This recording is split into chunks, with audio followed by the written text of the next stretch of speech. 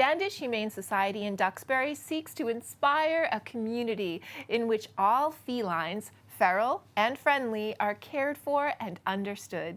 We went on the local scene to learn more about this positive nonprofit. Standish Humane Society is a rescue group located on the South Shore of Massachusetts, particularly in Duxbury. And our mission is to find homes for homeless cats. Community cats, cats that are found outside.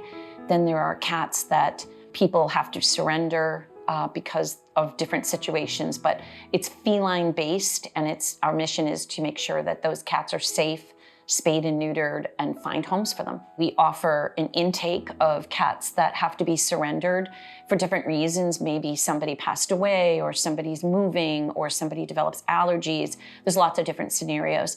We also offer low-cost spay and neuter to people in the community that maybe can't afford to go to a regular veterinarian. So we have all types of services for that, subsidies that you can go to your own vet for. We have Spay Wagon, Animal Rescue League, ARL clinics that come to our site with low-cost spay and neuter. We have different vets that participate in a low-cost spay and neuter clinics for us, so we can provide those to both the cats that are here in our shelter as well as the community.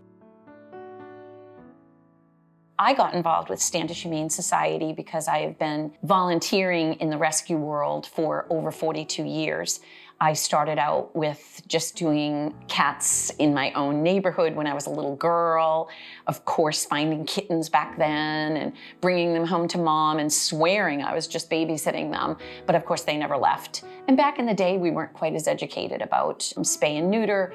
So those would then procreate, and we would have more and more kittens in the neighborhood. I would find homes for them. But today, we're more educated about that. So I started volunteering for different rescue groups. Once I found Standish Humane Society, I knew I found my home. I feel like this organization speaks volumes for how I feel about the passion of both the cats that are homeless and the cats that are feral, that can't go into someone's home, but they need to be spayed and neutered to make sure that their quality of life, whatever that life is the best it can be.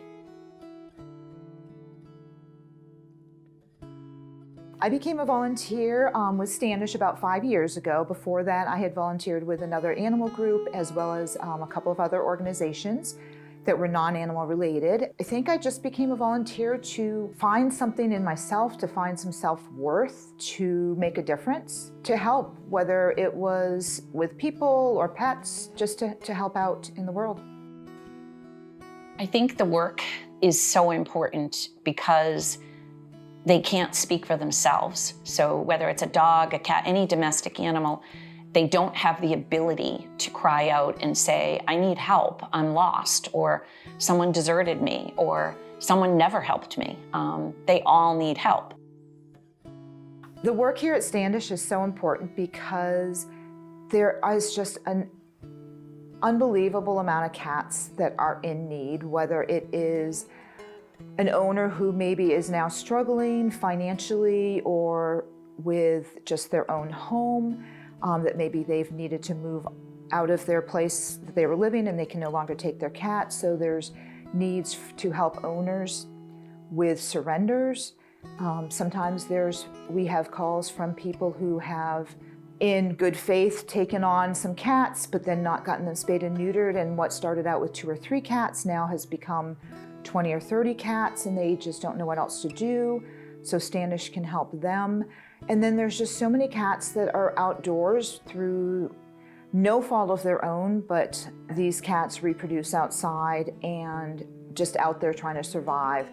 We provide a safe space for people to bring their animals if they need to. We provide a safe space for these outdoor cats to get vetted, spayed, neutered, and then decide what the best course of action is for the rest of their lives. Animals that have touched my heart since I've been with Standish are the unneutered males that we trap outside, and some of them have been adoptable, and that is just amazing. It's just wonderful to see how resilient some of these cats are, that they may have been outside for 2, 3, 4, 5 years, trying to survive, but you knew at one point in time that they had a home because they start responding to you once they're neutered.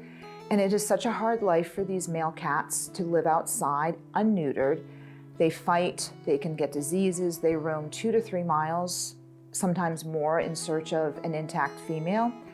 And it's just such a hard life. So even if this cat is determined to be truly feral and the best place for them to go is to their outside home, knowing that they're no longer going to be making babies, knowing that they're no longer going to be roaming looking for intact females, that even though they're living outside in that untraditional home to us, their lives are going to be so much better. And so when I see these chubby-cheeked, big males that come in that need to get neutered, regardless of what kind of a home they go to, whether it's their outside home or a more traditional home in with a family, they're the ones that really touch my heart because it's such a hard life for them when they're not fixed.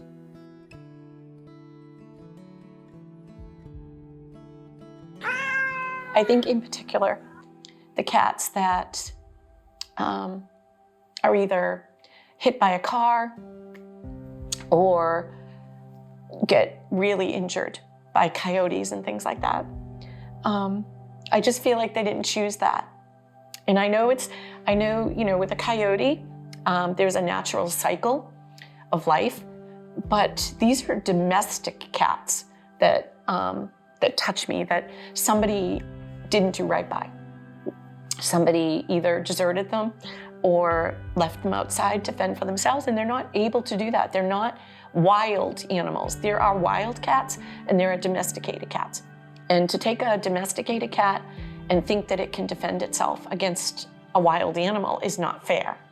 And so when I see those cats desperate for help, and we've had a few that were on death's doorknob, crying under someone's porch, and they cost thousands and thousands of dollars to either heal or they have to be euthanized. I think that's what touches me the most. We most recently had a cat named Penny. She was only 6 months old and she was hit by a car. She was completely, even with a broken hip, this cat was purring. She was a domesticated, owned by somebody cat that somebody let out, and she got hit by a car. And she was in so much pain with a broken leg and a broken hip, and yet even through that, manipulating her in the vet's office, I stood there while she purred. And those are the things that touch me the most, I think. Maybe people think I can't volunteer until I retire. Well, I'm here to tell you that you can volunteer before you retire, because I work a lot. You don't have to volunteer the amount of crazy hours I do, but people can do anything from doing something remotely, writing thank you notes for us from your home, doing adoption applications from your home.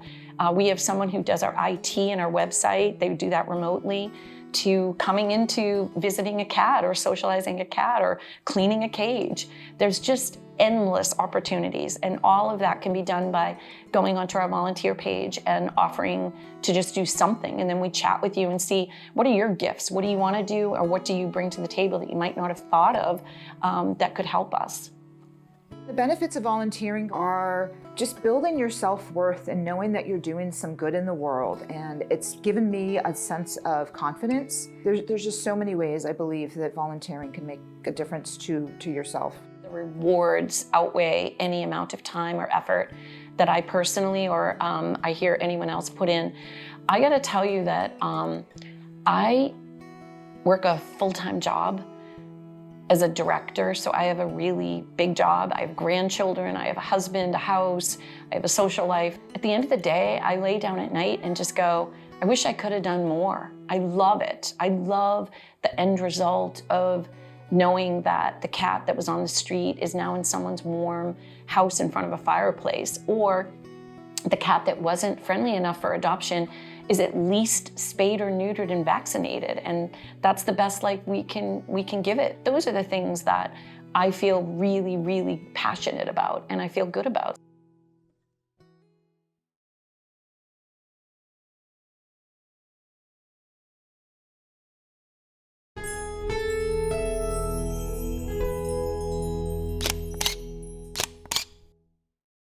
If you enjoyed this video by the local scene, please give it a thumbs up and hit the subscribe button.